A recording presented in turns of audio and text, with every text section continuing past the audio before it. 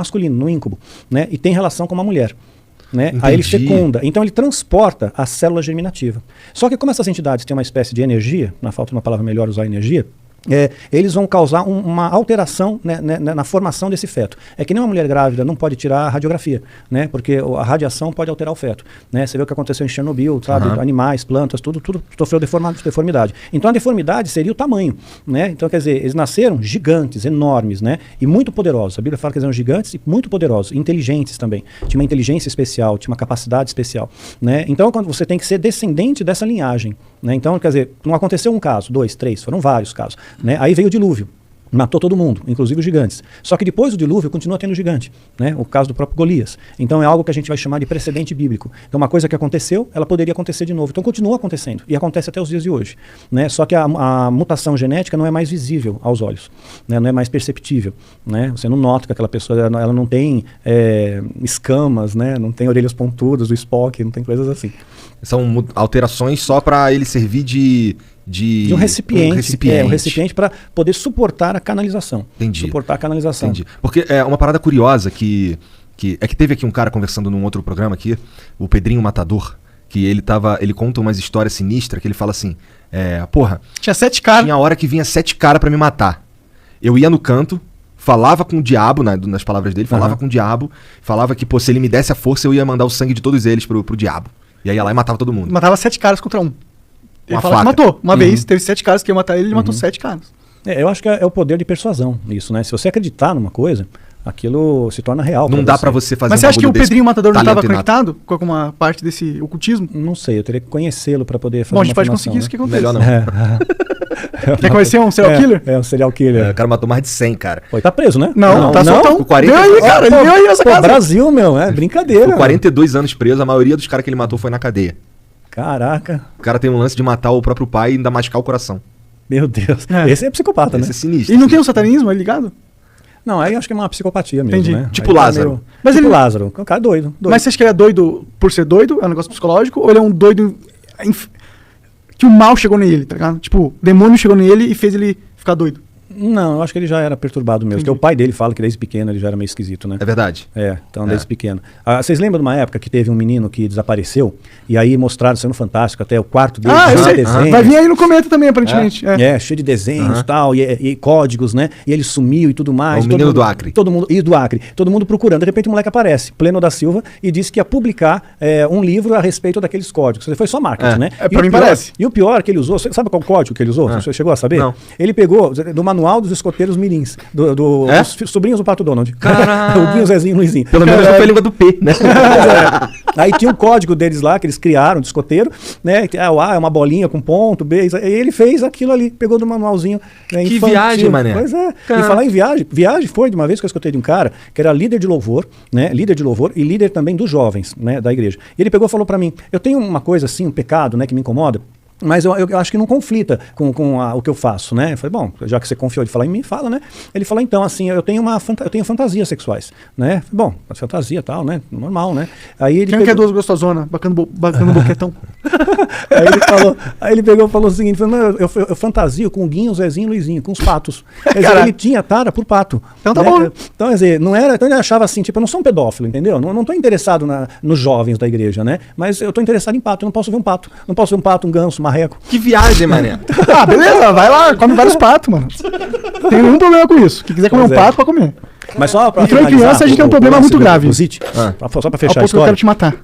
Perdi o contato com ele. Anos depois, alguém conseguiu contato com ele. Também trouxe um telefone dele até mim. Liguei pra ele. Falei, pô, você lembra de mim? Pô, como eu vou esquecer de você? Tal, você destruiu a sala e tal. Né? E falou... Esse pastor aí? Daquela época? Você encontrou, anos depois encontrei. Passou um tempão. Aí ele pegou e falou pra mim que... Eu falei, e aí, pastor, como é que você tá? Não me chama de pastor. Não quero mais saber de Deus, eu desisti. E ela, caralho! Não quero saber mais de nada, minha vida acabou.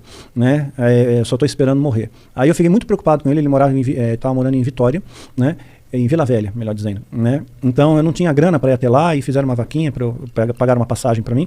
Eu fui, minha esposa não podia porque a gente não teve grana para pagar para ela, né? E a primeira coisa que eu fiz, né, entreguei o livro Filho do Fogo para ele e tal. A gente conversou amenidades, né, quando chegamos, né, sem entrar em grandes detalhes. Aí fui dormir pela manhã, vejo que ele está lendo o livro. Eu falei, pastor, você está lendo o livro, né, que bom. Eu falei, pô, você me chamou de lontra aqui, né, de leão marinho, né, porque eu coloquei, né, no livro, coloquei, ele me lembrava o Leôncio. Tá. Né? Tinha um bigodão, não? Tinha um bigodão, tinha, né. Aí eu peguei e falei, foi da época, né? E ele então falou, vamos dar uma volta. Aí ele foi pela praia, andando pela praia comigo, e pegou, contou toda a verdade, sabe? O cara se desnudou. E isso me fez crescer uma grande admiração por ele, porque ele não se escondeu, ele não se mostrou espiritual. Ele falou, cara, sabe o que aconteceu? Eu fui mandado embora daquela igreja, né? Você vê, o demônio não matou ele, não matou, mas matou de outra forma, sabe? Você morrer em vida é pior, né? E ele falou, eu fui mandado embora daquela igreja porque ninguém acreditava em batalha espiritual, viram meu escritório destruído, acharam que você tinha um problema psiquiátrico e eu incentivei isso. Me mandaram embora. Aí eu fui trabalhar, tentei trabalhar junto com meu pai. O pai dele era capelão da Unicamp e ele e o pai não estavam se dando muito bem. Depois ele foi para uma igreja numa cidade perto de Araçatuba, né? Não vou dar o endereço exato para não zicar. E curioso que eu estive nessa mesma igreja, ministrando no seminário. E quando eu postei a foto, eu mostrava a foto, essa aqui é o Zit, mostrava a foto, vi as pessoas chorando. Falei, puxa, que unção que o cara tem, né, meu? Só a foto do cara, o povo já cai no choro aí, né?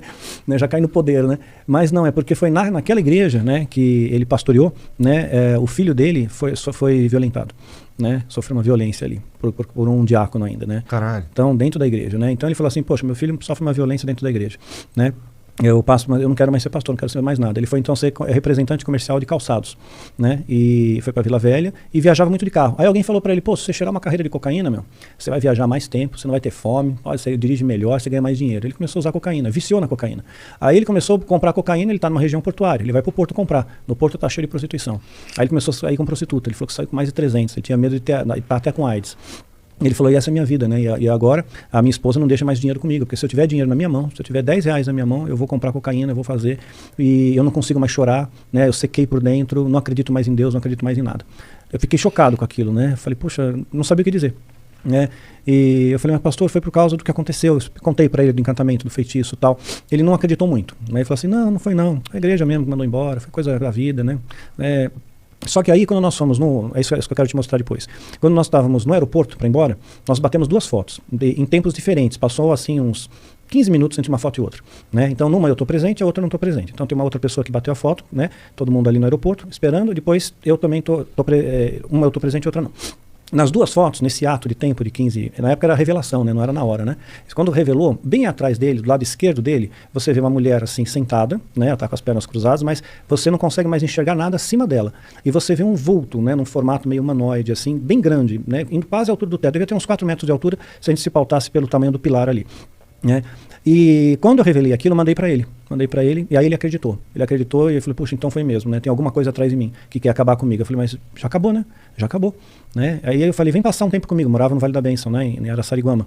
E ele passou uma semana na minha casa. E lá tem uma casinha de oração, tal, né? Tentava levar ele, não queria saber de nada, né? Não queria nem falar de Deus, né? Queria falar de outras coisas.